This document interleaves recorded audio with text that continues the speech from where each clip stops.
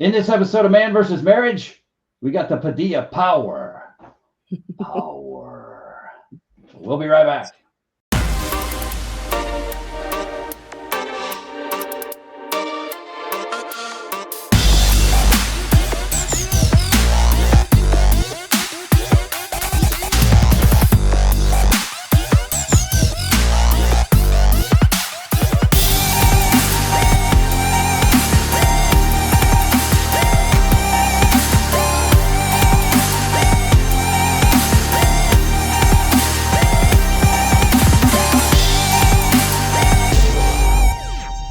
Welcome back to another episode of Man versus Marriage. It is I, your humble servant, the Q Dog, in the Moran family studio with my lovely wife, Jeannie Moran. Jeannie, say what's up to the people. What's up?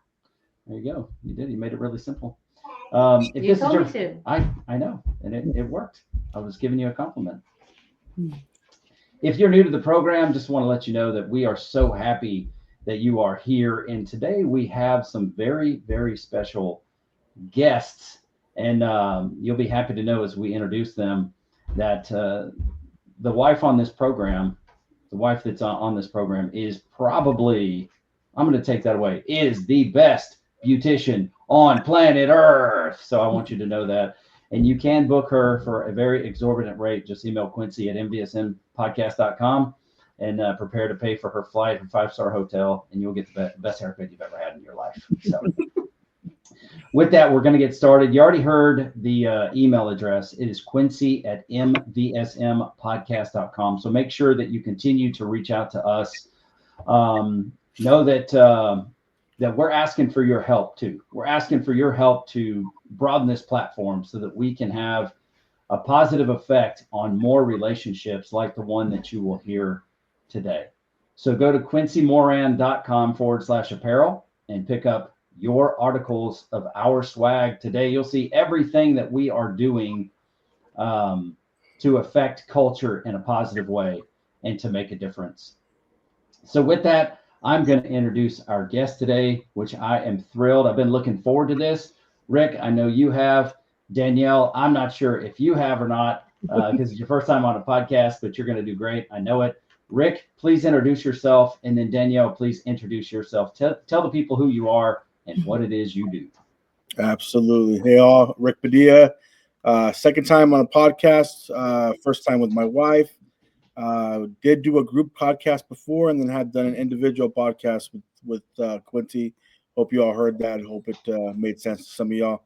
I've been in management now for over 20 years. I work for a large beverage distributor. I can say probably one of the most iconic in the world, and do transportation there.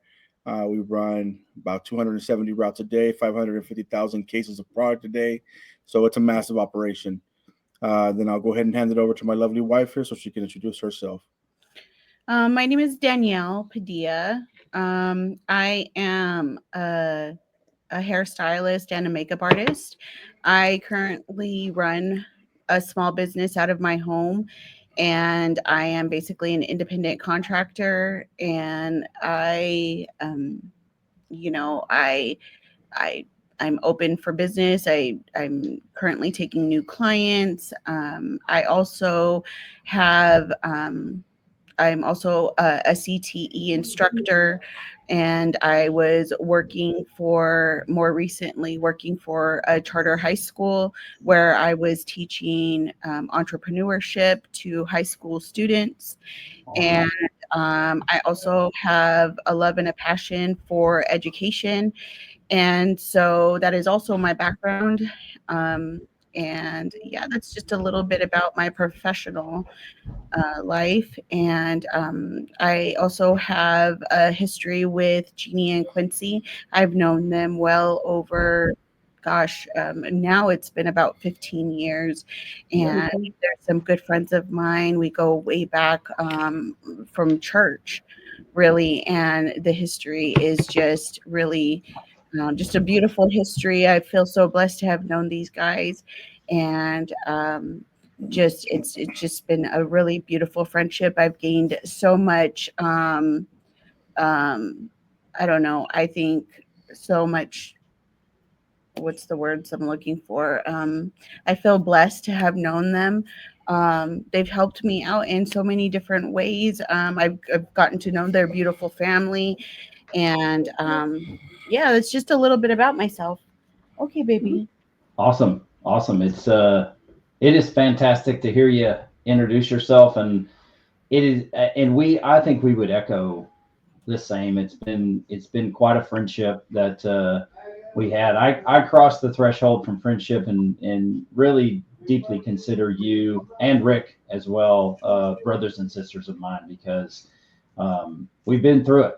We've been through it together, and so thank you for introducing yourself. And I'd love for our audience to hear how you guys met. How long have you been married? Do you have kids? Which we know you do. Do you have a grandchild? Which, spoiler alert, we know you do. But just, whoever wants to start, tell us a little bit about your relationship and about your life and how you met, etc. Sure. I'll start. So I think Danielle and I met back in early 2000. We're both working at the library. And that's where, towards the end of that year where she seduced me. And, I couldn't resist that seduction there. She was just, it was all over from there. But we've been together since late 2000, October of 2000. And we got married on 6/7/8. And that was awesome because now I can never forget my anniversary. It's always on 6/7 every year, right? And we've been together. I mean, what is that now? 23 years? Yeah. 20. If you've been together since 2000, you're working on your 25th year. Yep. Wow, 25 years. Yeah. So, yeah, absolutely. October. It's a long time. October. This last October was 24th, so this will be our 25th year. You're right. We have 2 kids. We have a 23-year-old daughter. We have a 14-year-old son who will be, he'll be 15 in February. Our daughter will be 24 in January. And we have a wonderful grandson who's going to be 5 in June. Oh my gosh, has it been that long already? Yes. Oh my gosh. Wow. Yeah, that's wild. So Danielle, tell us what led to the process of you seducing Rick. I'd like to understand more about that. Yeah, I don't know, like my world changed the moment I just saw him. Like I couldn't help it. Like it was over. Wait. Is your idea of seducing the same as mine? I just gave him my number. Yeah. And then all of a sudden it was like she seduced me, she came after me, she chased me. That's exactly it. I was just there minding my business, trying to do good work at the library. Yeah. And, Gabriel. He came after me. Give him more. That's funny. Yeah, Rick is right though. We did meet at we had the same job. We met at the Los Angeles County Public Library. We were both working the same position, and we met there. We actually, funny enough, we went to the same high school. I knew who he was, but he didn't know who I was, and so we officially met working at the same same place. What's funny and we became we became friends there, and becoming friends, we got to know each other, and then the rest is history. But yeah, we have 2 children. Our daughter, who is actually my stepdaughter, is from a previous relationship with Rick on Rick's side, but I've been in her life since she was 8 months old. And so that's been an interesting journey. It's been through so much trial and error, being a stepmom, experiencing what it is to co-parent. I was not a stepchild growing up. Both my parents were together growing up. And it wasn't until like 5 years ago that my parents actually split, that I had both of my parents together. So I never knew what it was like to grow up that way. So, but you know, being young and raising a child young is a very difficult thing, because hindsight is always 2020, right? Like, you know, you would always do things differently. And so, you know, I feel like now with Angelina being an adult, you know, I feel like we're much closer now than we had ever been. Um, and that's her name, by the way, Angelina. And our son is Gabriel. And so I really value and cherish our relationship now more than ever. Um, but gosh, Lord knows that, you know, if I could go back and change some things with her, boy, would I. Um, but you know, it was an interesting journey, and I feel blessed because she's the daughter I never had. Hmm. And you know, unfortunately, I will never be able to have kids, because I about 2 or 3 years ago I underwent a complete hysterectomy. I had to have a complete hysterectomy because I had really bad endometriosis. So, you know, unfortunately, I will never be able to be pregnant again. So, you know, she's another reason why I value and cherish our relationship even more. So, you know, I really feel that God has placed her in my life for that reason. So she really is a blessing to me. Um, and my son, oh my gosh, you guys, my son is just, oh gosh, he's such a blessing. Such a blessing. I mean, God knew what he was doing when he blessed me with him. Uh, Amen. he is just, he's just my everything. And uh, I truly knew what love was when my son was born. You know, I truly knew the meaning of love. And every day I just thank God for my son. Um, he just fulfills me in so many ways. And I just love my family so much. I feel so grateful at this stage in my life, for my family, for my husband. Now more than ever, I think, had you asked me this, had we been on this um, podcast maybe a year ago, I don't know that I'd so much be speaking this way, because man, just what a year makes, you know. Yes. Um, Yes. you know, it's crazy how life just be life in sometimes, you know. It's That's so true. you know, so You know, I'd like to take a step back real quick, and you know, you said hindsight was 2020. You know, you wish what you knew now, what you knew then. But I want to tell you, I think you did an amazing job with you know being young and helping me raise Angelina. I mean, I was working all the time. I was always working, and so Danielle really took on a lot of that responsibility, most of that responsibility, in raising her. So I, you know, yeah, could we do things differently? Yeah, hindsight's always 2020, but you did a fantastic job. thank you. I mean, I really appreciate that. I mean, we had 50-50 custody with Angelina when she was growing up. So, you know, we literally had her half of the time. And there were times when we had her even more because of things that were happening on her mom's side, and Just life. Yeah. just the way life happened. But yeah, it was quite a journey. Yeah. Yeah. To say the least. And you know, I the reason I like to hear your story and how you met and what's going on in your life is because there are people around the world that can relate to the story you told. And there are people that are like, oh yeah, I come from a broken home, or you know, I have X, Y, or Z situation, or I met my spouse at work, or you know, we've had some challenges in our relationship. And the fact is if people are coming here uh, to our podcast, it's not because they typically have a great relationship. And so my goal is to introduce them to people that are just regular people like Jeannie and I, because that's all we are. We're just two people that are married with a podcast and want better, you know, for others. And we've seen this significant change in our relationship. And it's a beautiful thing to be able to influence and impact other people's relationships. And, you know, Danielle, for years, as you were cutting our hair, we would have conversations about everything under the sun. And one of those conversations was, you know, about Rick.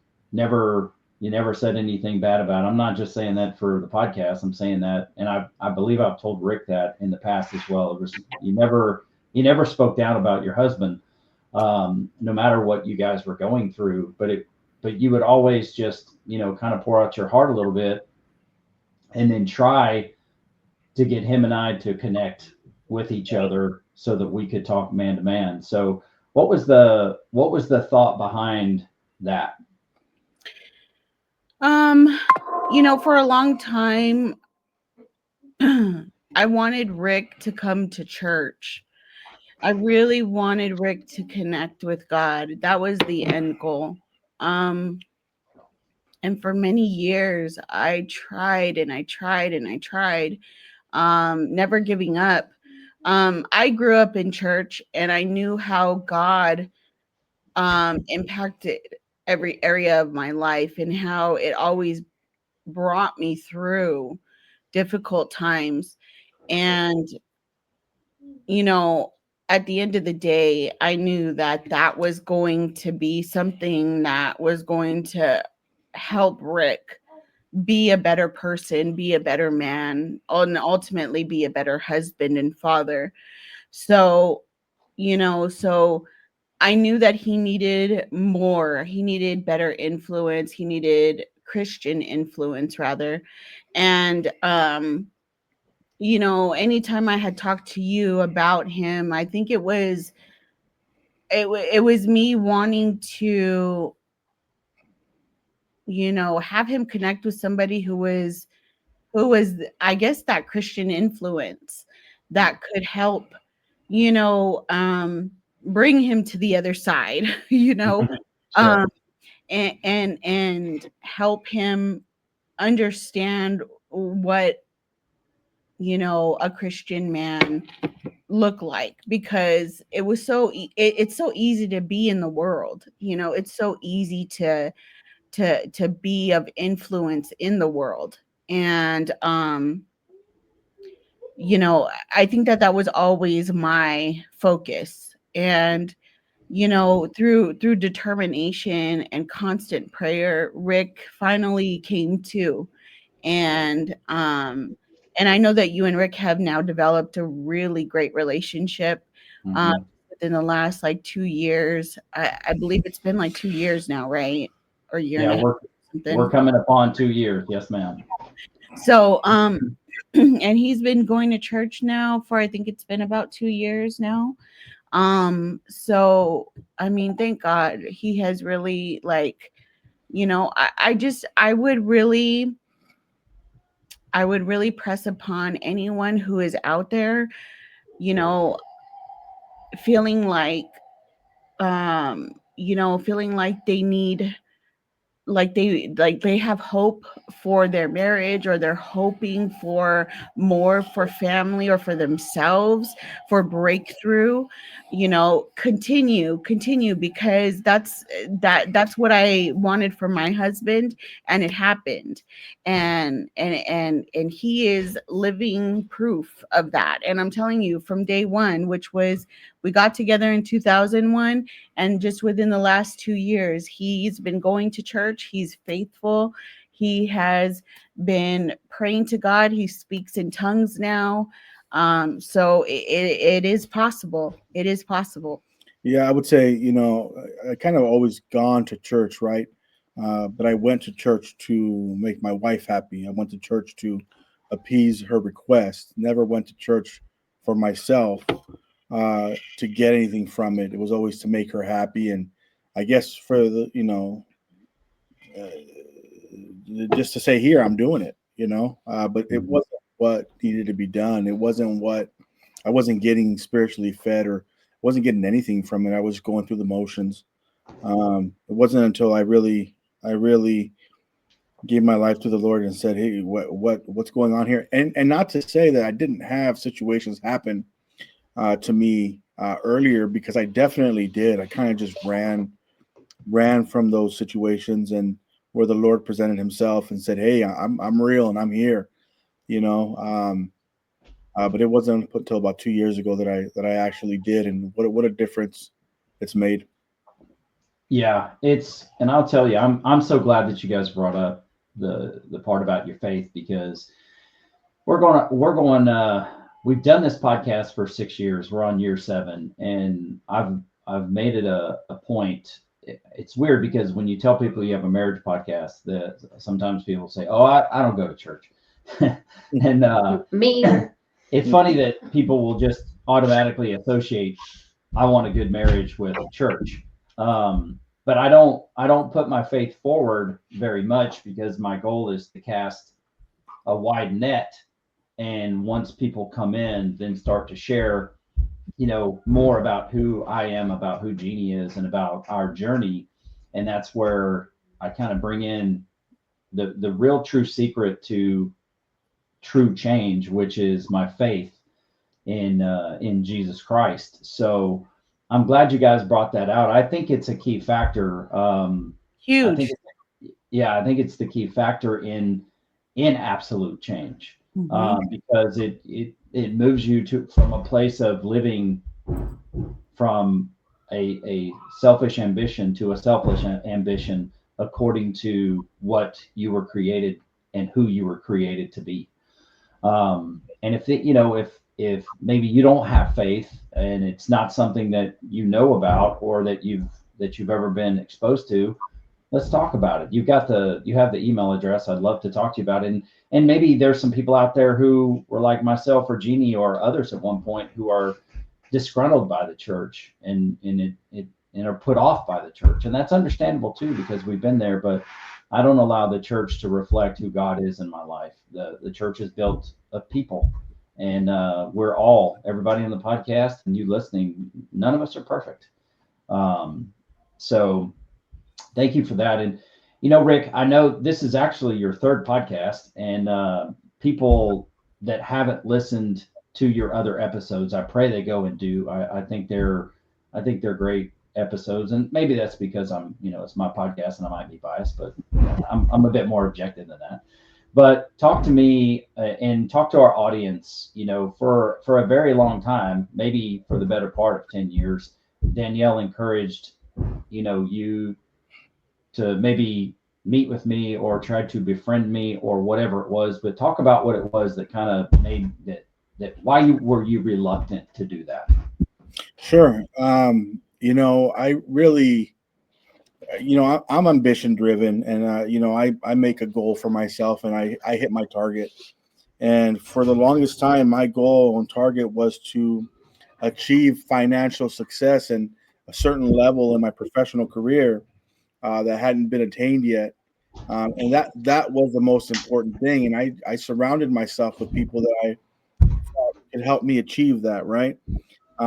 Never understanding that the true change within would help me get to wherever I needed to go and what my ultimate goals were.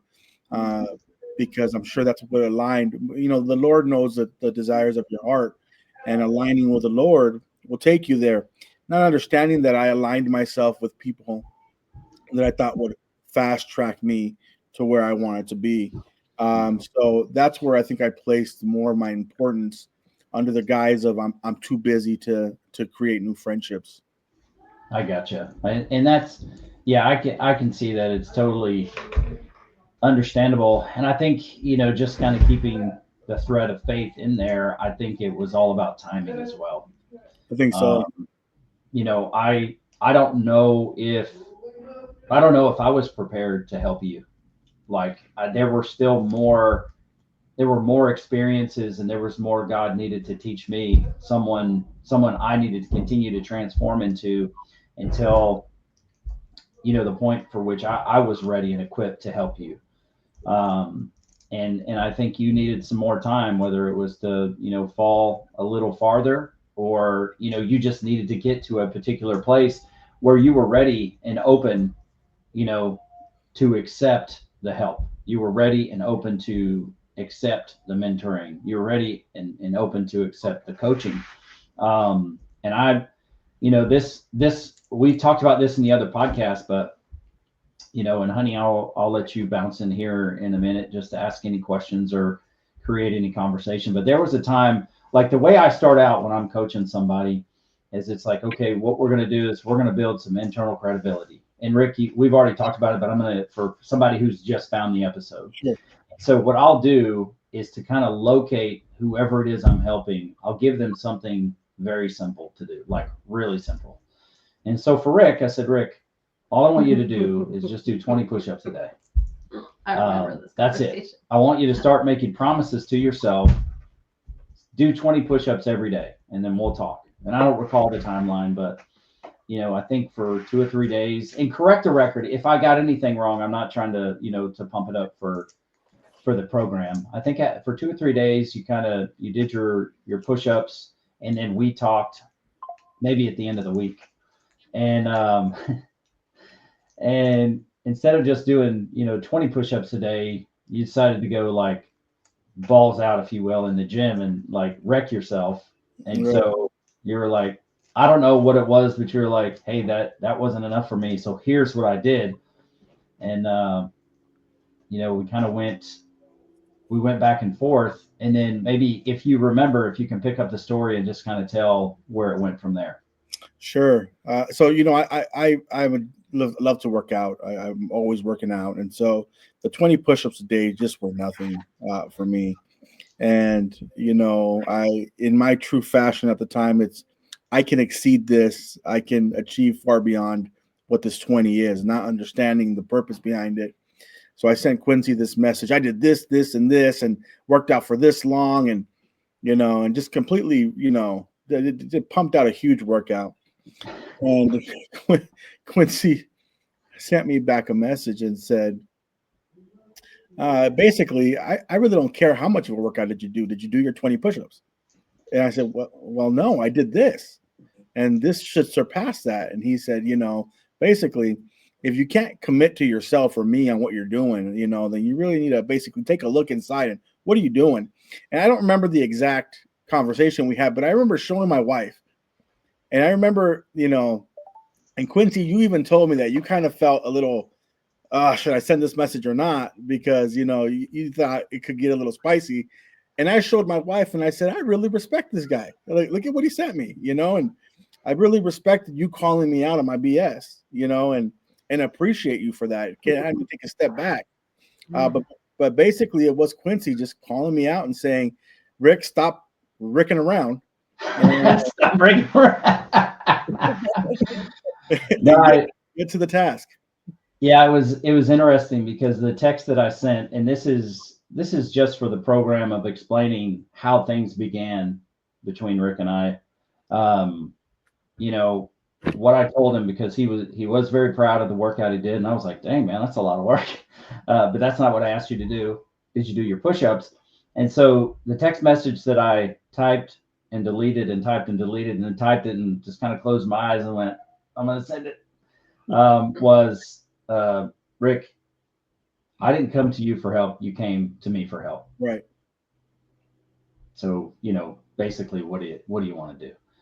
And I didn't want to, the goal was not to throw a grenade in it and to blow it up, but just to help Rick and I both. That message was as much for me as it was for you.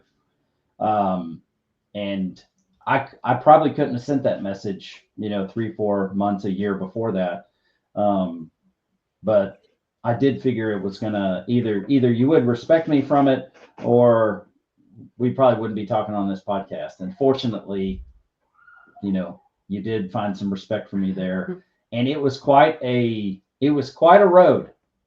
It was. I tell you, sorry to cut you off, but I think you're absolutely right. Had it been 3-4 months ago, or months prior, or a year prior, I might not have taken it the same way. So, but it definitely was a point of respect. Well, I thank God you took it that way, because who knew how it was going to happen. So, we have talked about on the podcast, we've just kind of glanced over it. And honey, I want to turn it over to you. Just any comments that you have or any questions you want to ask. The floor is yours. No, I give both of them credit because Danielle's probably one of the few people in this world that can take me as I am and not take offense when I say something and call something out. That seems to be one of the issues that we struggle with the most with people is, we're here to help, but at the same time, I'm not going to give you what you want me to give you. I'm going to give you what I feel you need for the situation. And so for Quincy to come back, I was there the day he was like, I had to send a text to Rick. I'm like, okay. And then he explained the situation. He was like, I don't know what he's going to do with it. I really don't know what he's going to do with it. So, it's not like we do things just to throw it out there and kind of push our weight around. We actually have a purpose behind what we're doing. But I wanted to ask Danielle, because I know a little bit of the answer, because you and I went to the same person for coaching before Quincy and I started working on our marriage. So over the last few years, while Rick's been working on his situation or his side of the situation, what have you been doing for yours? Like, what have you been doing to keep yourself moving forward and stay motivated and make sure that you're keeping up with the tools and things that you've learned how to do for yourself? Because I know being a mom and a wife, it's not easy balancing and then being your own boss at the same time. There's a lot on that plate. So how are you handling it? That's a great question, Jeannie. I love you, girl. You just it's an awesome question, actually. Very poignant. It's so funny because throughout all of this change, and especially with Rick, at the beginning of Rick's change, he would tell me, I feel like you've left me behind, and he said, he would tell me, why haven't you let me in? Like, why didn't you tell me like you were going through these changes? Like, I feel like you've left me behind. What have you been doing? And it's like, dude, like I have been telling you, like I have been like praying for you. I have been letting you know. So it's not only been church, but I've been keeping up my relationship with God. And how I've been doing that is I constantly pray in tongues. Every day I have a check-in with God. And I'm constantly praying, and I'm constantly building on my relationship with God. Relationship with God is so key. It's so important to balancing your mental frame of mind. Like, it's what keeps you from anxiety. It's what keeps you from depression. It's what keeps you from having those really low times. And it's what keeps you balanced, just, putting my face in the Bible when I can find the time to, and then reading self-help books. I really like, Mel Robbins. I like Joyce Myers. There's certain self-help books that I've read along the way. Who's another one?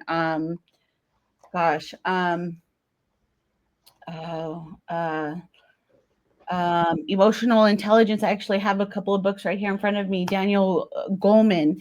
A lot of self-help books have really helped me along the way. And then I listen to podcasts. I've listened to a few of your podcasts, Quincy. I'm constantly feeding my spirit with and constantly listening to things that are going to help me and are going to balance me and keep me going. Because if not, I notice how, I'm God's child, and I think that the devil is always trying to find a way to get at me and to attack me. So because I know that, and because I am a force to be reckoned with, I try to be on my toes, And so these are things that I have done along the way.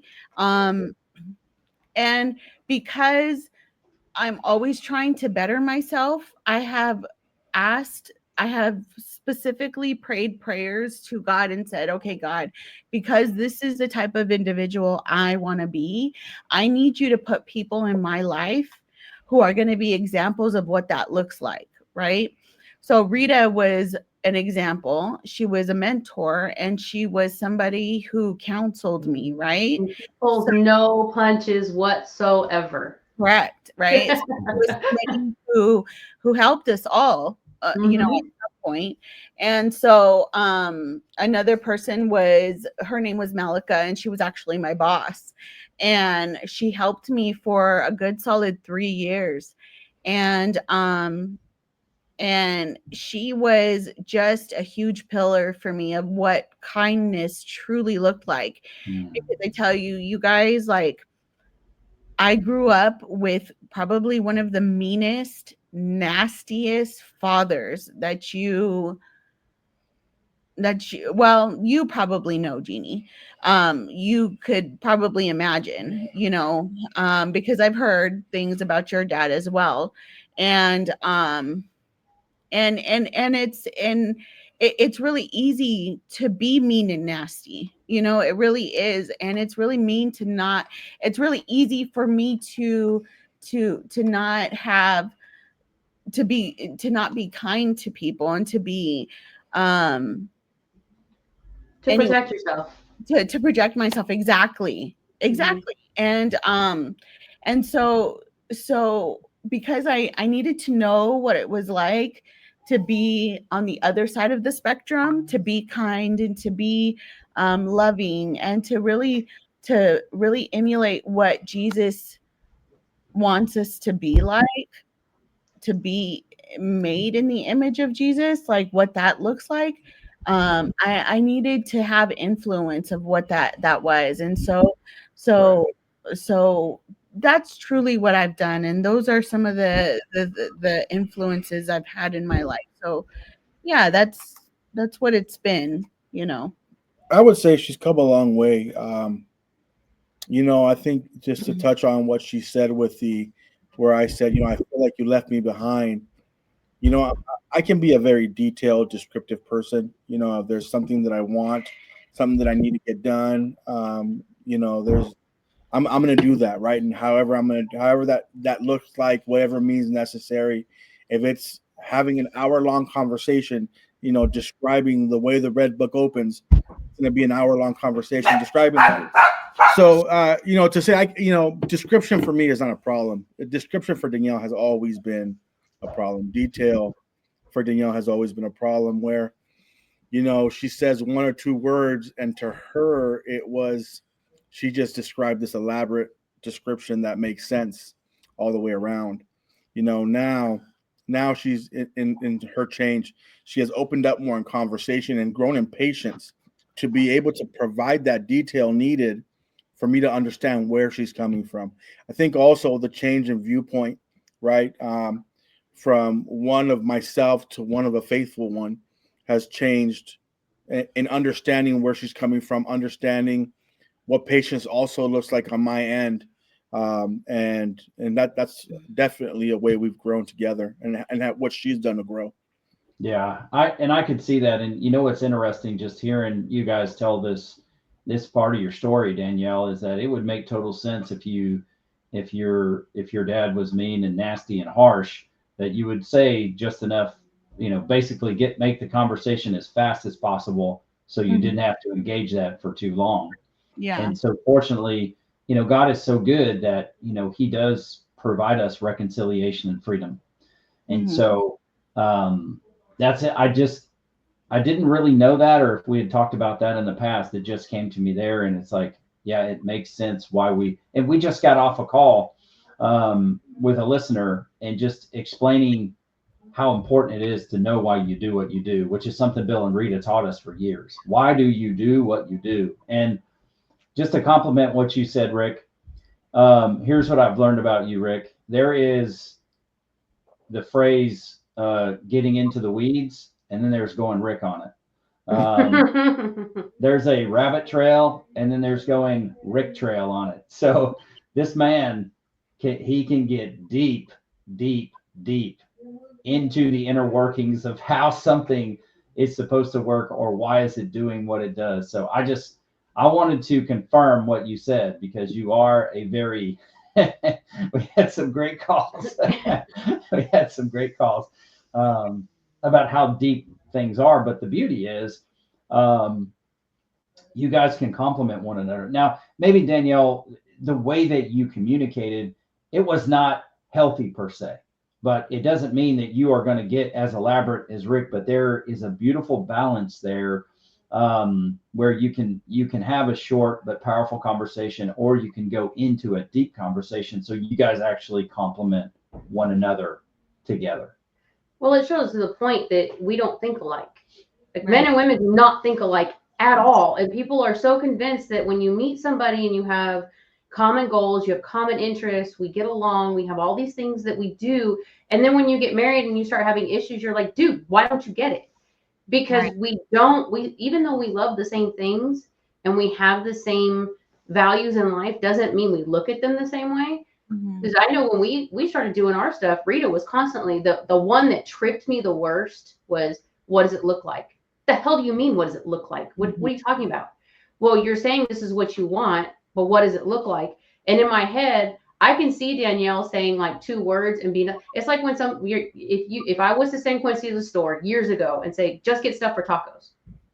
Okay. In your head, in my head, I have a whole list. I know exactly what needs to be on the table. For him, okay, I will get 3 calls in a row. Okay, so I need to get shells and the meat. Yeah, okay. I'll get another call.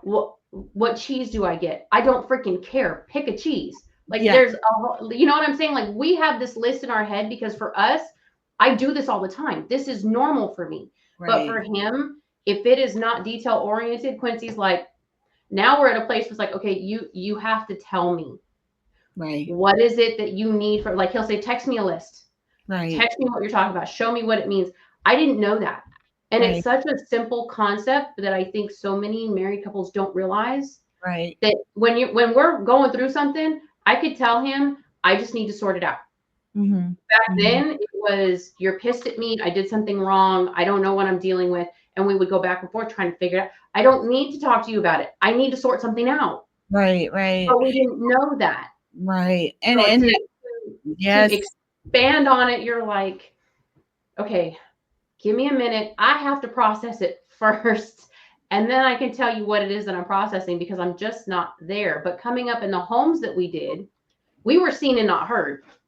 Right. If you were heard, it was short, quick, to the point, and you needed to get out of there because you didn't know what situation you were walking into in any given moment. Yeah. My house wasn't the same because my sister got more than I did on that respect. So I learned to be quiet. Mhm.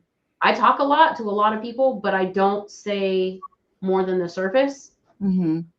because I need to say just enough to get out. Mhm. That's it. You need to be able to have a conversation with me, and I need to get out. That's what we learned. So when we got into this marriage thing, and it's like, you're not telling me these things. Well, I don't know how to tell you these things because nobody told me I'm allowed to. Mhm. Nobody told me I'm allowed to have a voice until we finally figured out we were. You know what I mean? That was probably the hardest part for me. I don't know how it was for you, but for me, coming out of what I grew up in and getting married, it was like, in my head, oh, I have a voice and it's saying all kinds of crazy stuff you don't want to hear. But out loud, I just wasn't able to do it. Yeah. So communication was such a huge problem in our relationship in the beginning. I feel like we've now sort of grasped more of like we're now really just kind of gaining more of a grasp on it is what I'm trying to say. And how I mean that is like growing up in my household, we didn't communicate. We in my household, it was fighting, screaming, yelling. It was throwing things. That's how it was. That's how we communicated in my household growing up. Like if you had a problem with something, we were yelling and screaming, or it was like physical. It got physical. So when he and I got into a relationship in our younger years, I didn't know that having a conversation was how we were supposed to communicate, just simply having a conversation about things. So things were really ugly in the beginning of our relationship, and even in the middle of our relationship. Like the first 10 years in, it was very, very ugly. And so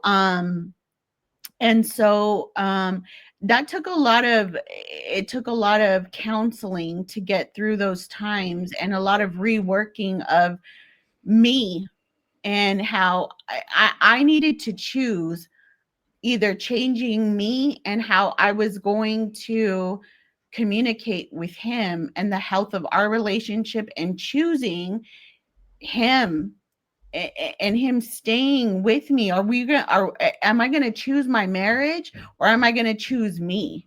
That's really what it came down to, because excuse me, sun was right in my face. Because I didn't know how to communicate, because of how I grew up, and I was always so short-tempered, because I didn't know how to communicate. It became so frustrating for me inside, because I was like, I knew I wanted to communicate with him. I knew I wanted to provide him what he needed. I just didn't know how. So then that was another frustration on top of not knowing how to communicate.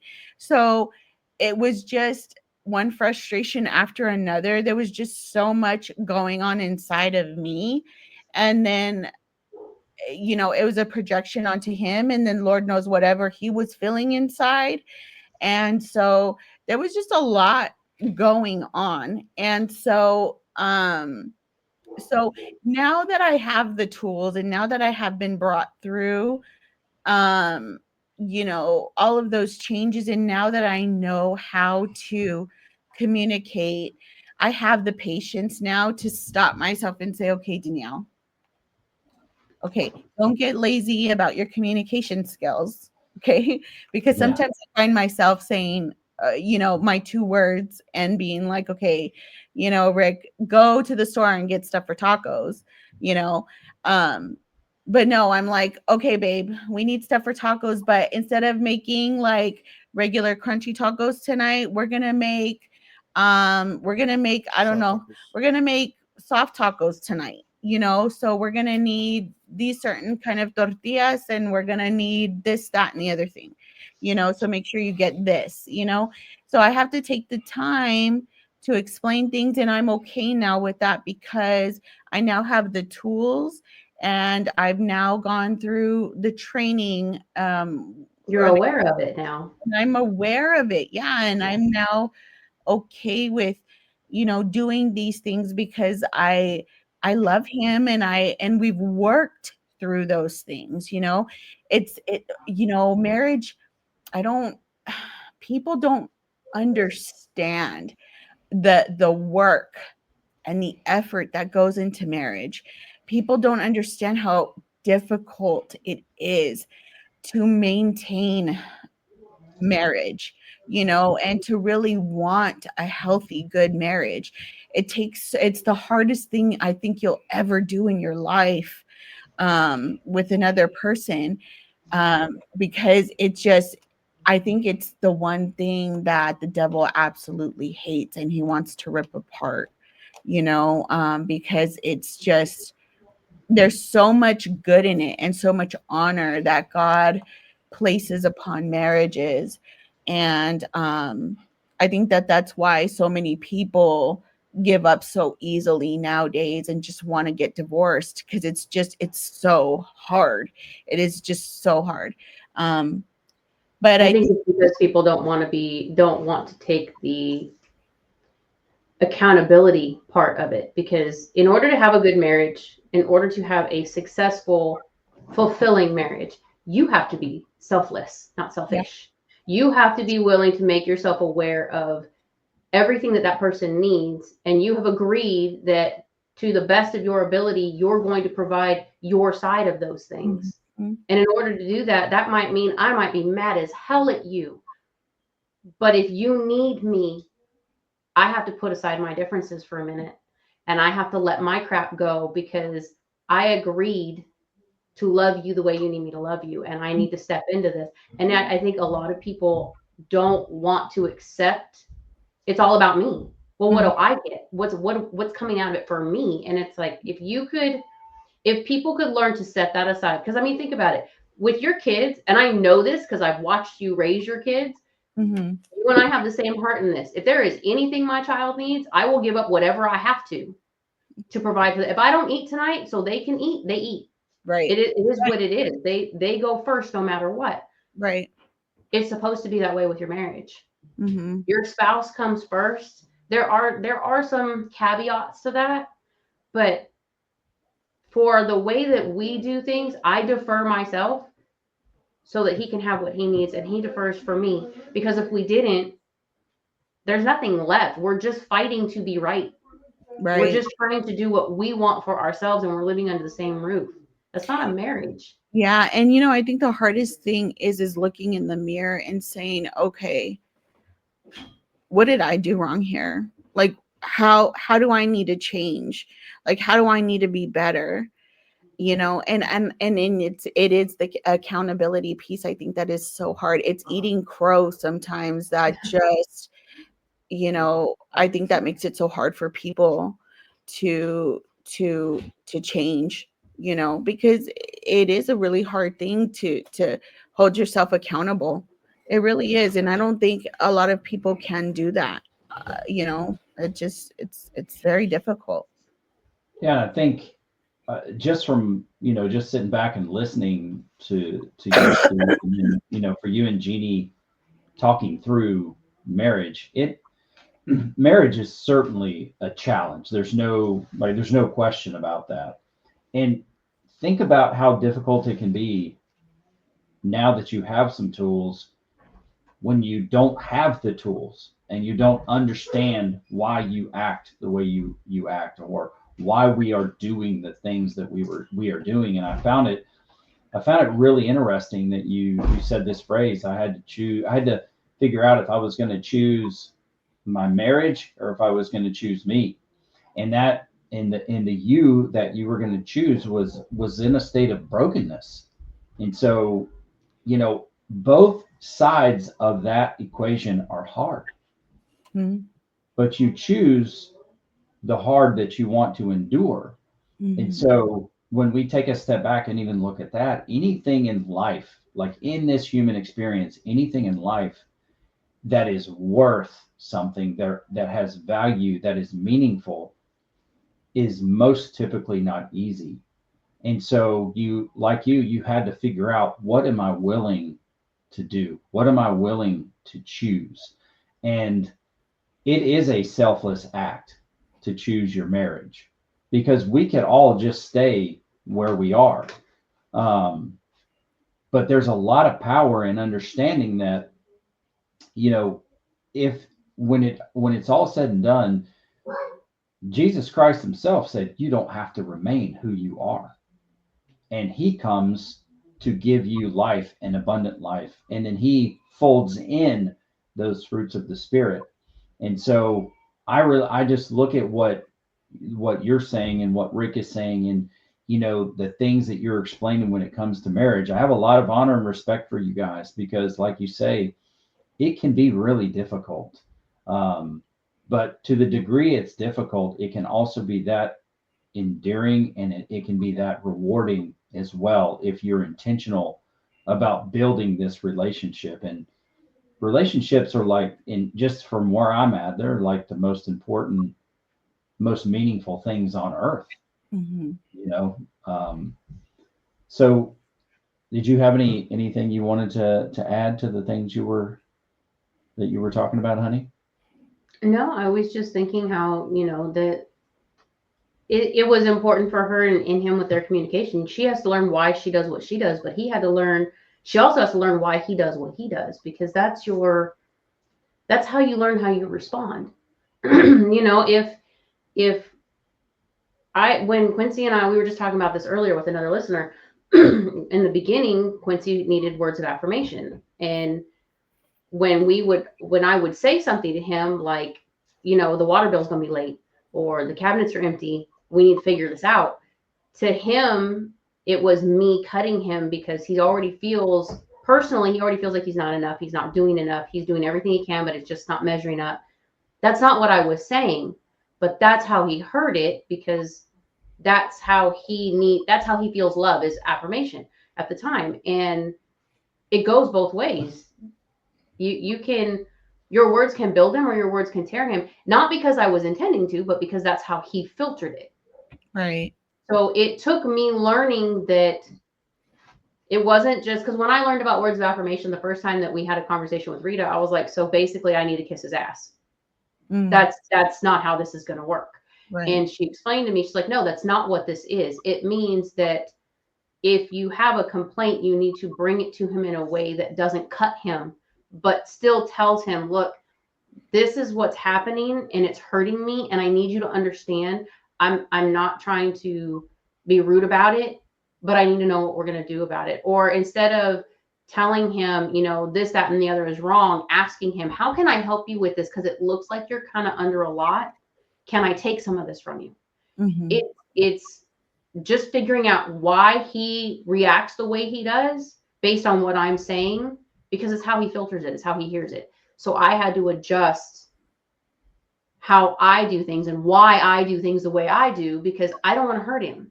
The last thing I want to do is hurt him. So we had to come to that place. I think that's where we're all at, or where everything starts, is why do you do what you do? And then you have to figure out, why does your spouse do what they do, so that you're not reacting. Because a lot of the time for me, if I get into an argument with somebody and then later you're thinking it through in your head and you're like, well, they're probably thinking this and they're probably doing it because of this. I have no clue what they're doing. That's their thought process, not mine. But my own, what I would do is playing out in my head as being what they're doing. Right. And then when you come back to have that conversation, you're armed because you're ready for what you've already played out in your head is going to happen. Right. Right. But that's not how he perceived it at all. So you've already started this argument. You've already started this rebuttal, and he hasn't even done anything yet. But because we didn't understand why he does the things he does or how he perceives what I'm doing, I didn't know how to communicate.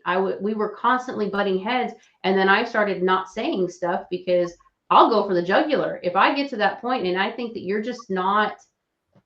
not giving me what I want in a conversation, or you're coming at me from a different angle and I'm not understanding what you're trying to say.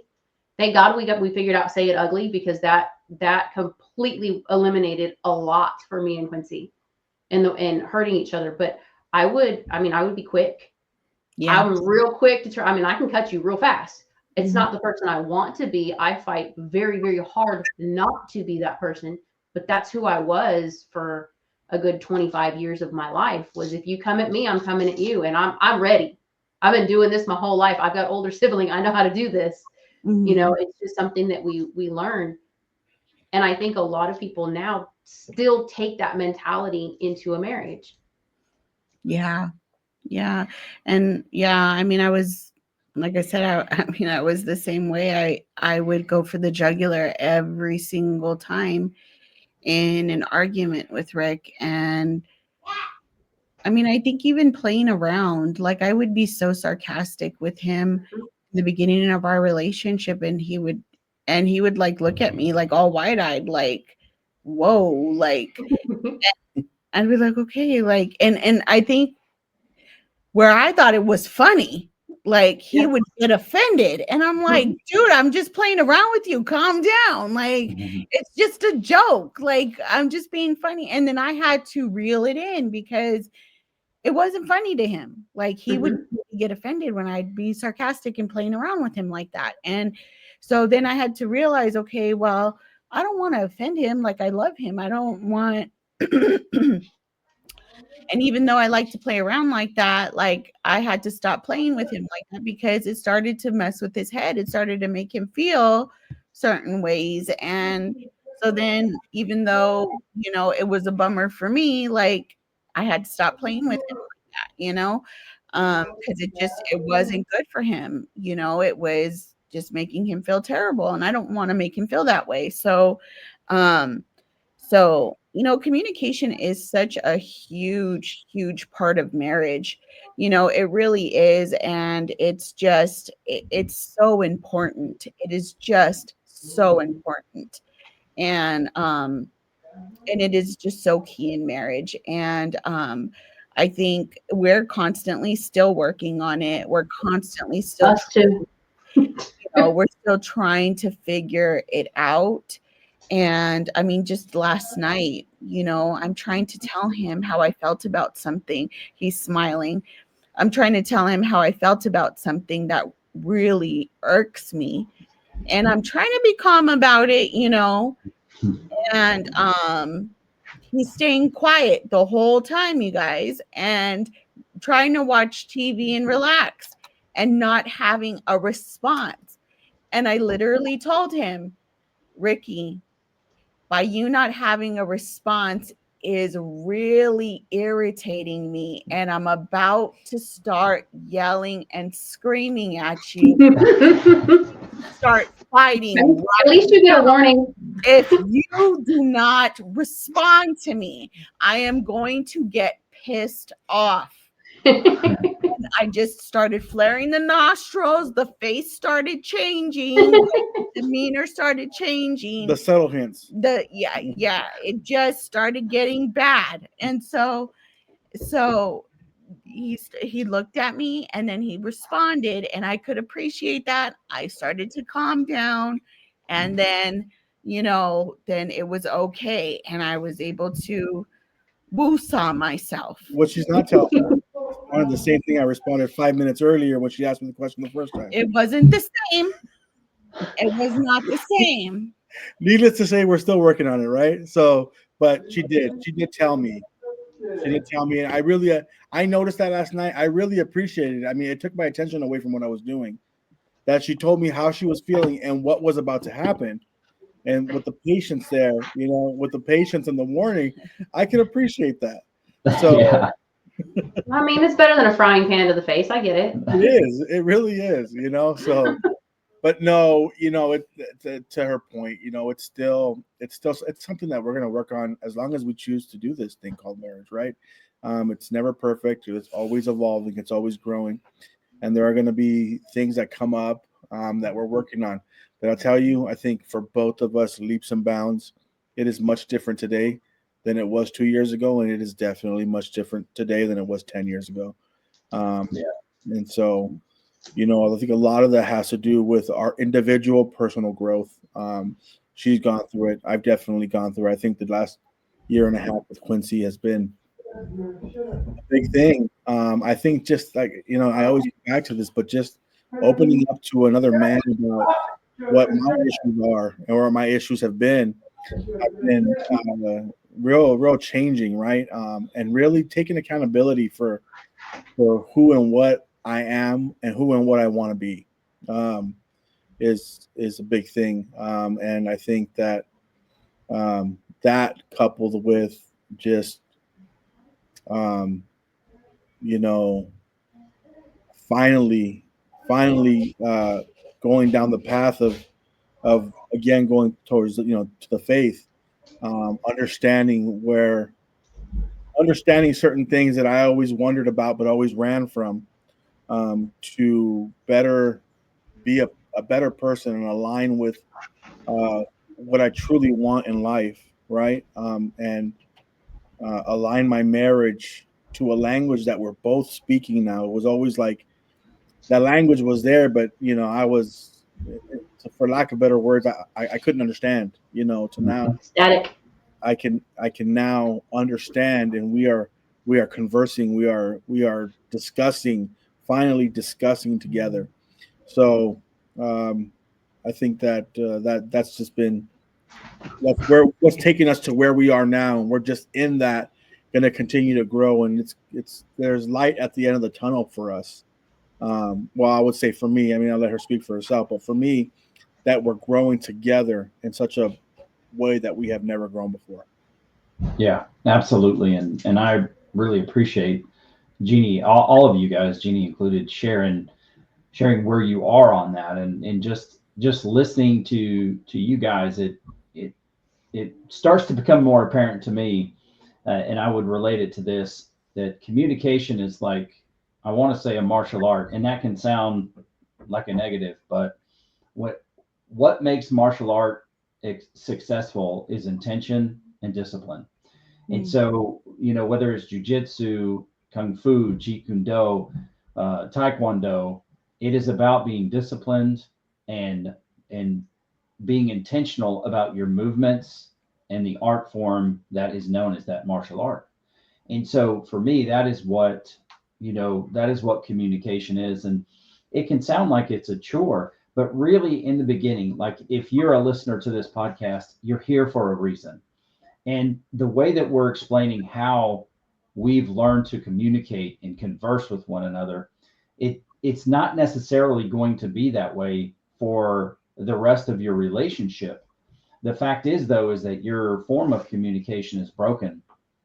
So what you have to do is you have to employ some tools that will teach you to learn about your spouse. That is the most important thing. One of the most important things is just starting to learn who your spouse really is. What form does he or she communicate in? Because the truth that Rita taught us and that Jeannie and I still live by today is it's less about what you say. It's more about what your spouse hears you say. Mm-hmm. So you can have the greatest sentence, you can have the best intentions, but if you say, X, Y, and Z, and that's not what your spouse hears, is the goal to legitimately communicate and be heard? Okay, well, then you might need to try it again. You might need to learn a little bit more about who and what your spouse is based on the point where you are in your relationship. And for Jeannie and I, we've given each other the grace to do that. And we're by far not perfect at it. We have our moments, but when we apply the tools that we've learned, we grow in our ability to communicate. Thus, we connect much, much deeper. And so that's been a big evolution for us in these last, 15 years in our relationship. And then you get to the point of being intentional. And so if you're going to say something or you're going to do something, now you're making a decision. So if you do it the wrong way, then you're kind of doing it on purpose. If you do it the right way, then you're doing it on purpose. And that is what really strengthens your relationship, to know your spouse's intentions towards you. And the more you communicate effectively, the more trust and vulnerability you share with one another, the more deep and meaningful it becomes. And then it starts to affect other areas of your relationship. Right. So I really appreciate you guys sharing that and just being honest about it, because we're all real people. Like, we don't always have our crap together. That's just a part of life. Yeah. And so,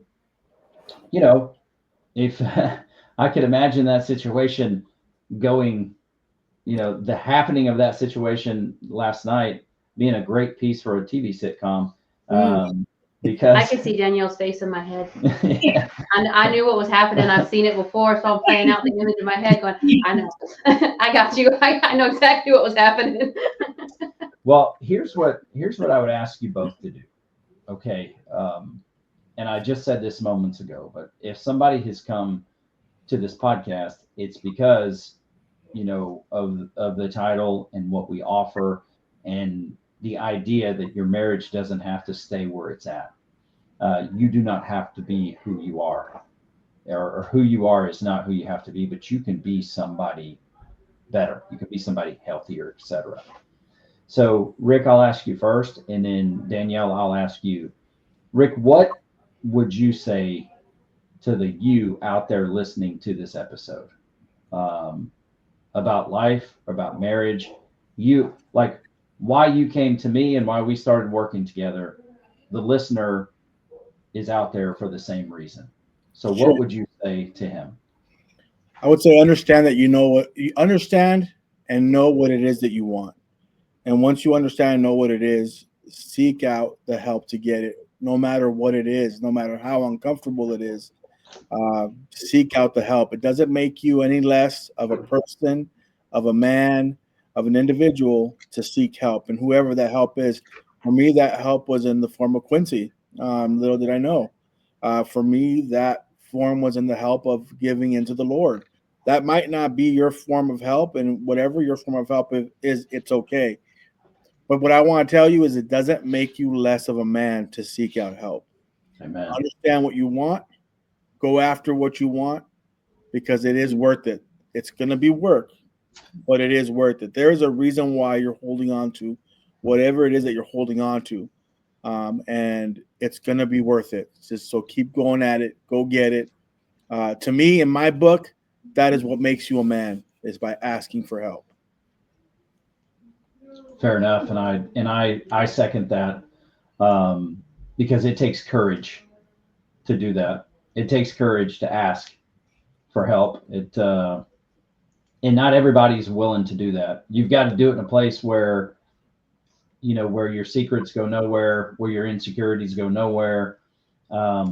So it does need to be with somebody you trust and you develop trust with. And if there's anything that we can do to help you, you guys have the email. It'll be in the show notes. How can we help you, the listener? That's what we're here to do. So Danielle, your turn. I wonder, what would you say to the Danielle out there listening? I would just say that if you're looking for change, I would start with asking God, okay? Because God exists. Mm-hmm. He hears you. He loves you so, so very much. You are here for purpose. You are loved. Know that you are worthy, and you're valued, and just, ask, and he will provide you with answers that are tailored to you, that will make sense to you. So do that. Step out in faith, and he will provide it to you. Trust and believe that. Amen.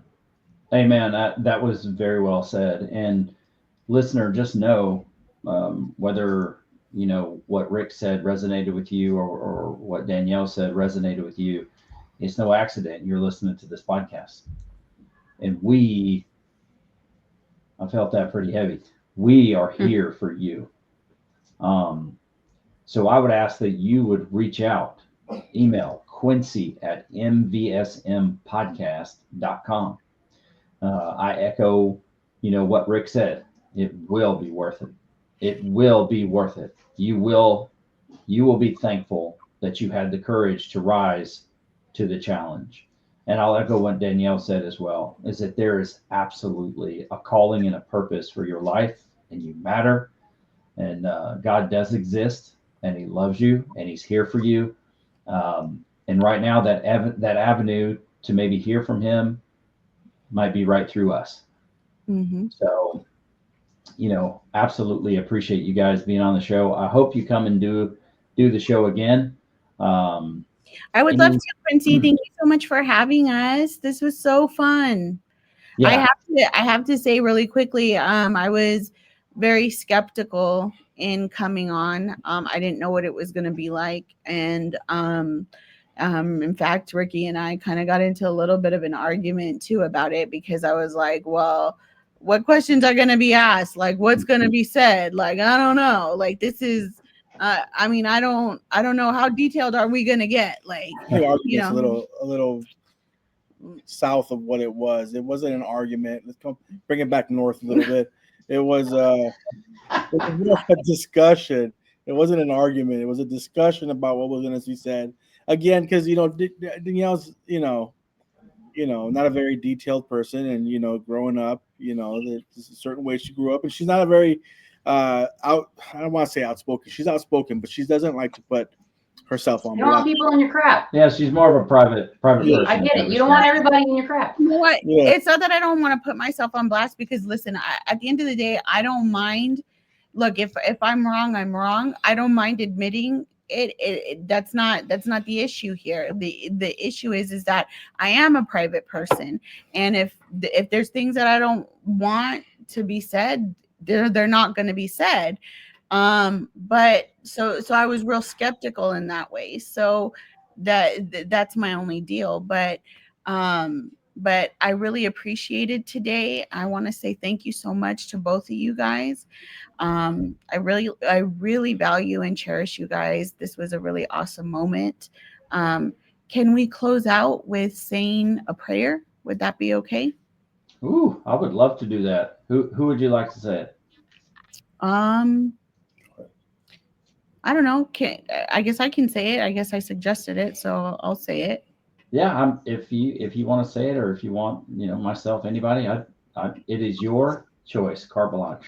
Okay, I'll say it, Quincy, and then because it's your podcast, you end it. How's that? That sounds great. Let's do it. Okay. Well, I'll start it off. You end it. So thank you so much, Heavenly Father, for bringing us all four together. I don't believe that this was an accident, Heavenly Father. This is divine intervention. Thank you so much to all the listeners that came here today. This is all divine intervention that you are here today. We love you. We are so grateful for you. We are so grateful to be brought together. Thank you so much to my wonderful husband. I love you. And thanks again to Jeannie and Quincy. Yes. And Father, I echo that. And I want to thank you for your faithfulness. Even when we are not faithful, you are faithful. I thank you for your anointing and your plan and your purpose. And Lord, I thank you for Rick and Danielle. And I just pray, Lord, that you would continue to illustrate that the challenges that they faced in their relationship is for a purpose, Lord. And Lord, that you are willing and able to work all things to the good for those that love you. And so, Lord, as they continue to grow and evolve, I just pray that you would empower them in their ability to communicate and connect. And I thank you that they were willing to come on here, Lord, and be vulnerable to those people that need to hear this message, people that are suffering in silence. And we know that you see them. And I'm here to tell you, listener, today that he sees you. So, Father, I thank you for that. I pray that you would multiply grace and peace and mercy to everyone listening to this show. I thank you for your great plan and your great purpose, Lord, and the good that you are doing, Lord, upon the earth, Lord, and that you chose to do that good through us.